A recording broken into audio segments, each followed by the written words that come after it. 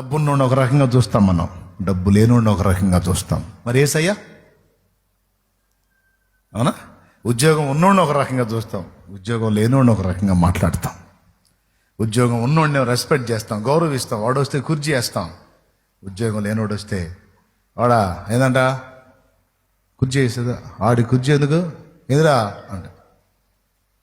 అంటే ఉద్యోగం వస్తే డబ్బు సంపాదిస్తే నువ్వు విలువిస్తావు, లేకపోతే ఇవ్వవా?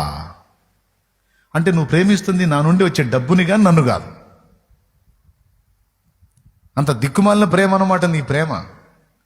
హోదాను చూసి, తమ్ముడో ఓ వింటున్నావా, స్తోత్రం చెప్పు.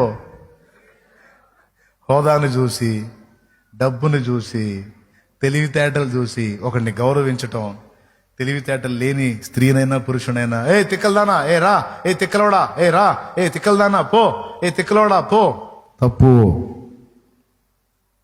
నా యేసయ్య చూడ్డం. ఒక్క మాట చెబితే మీ గుండె పగులుద్ది.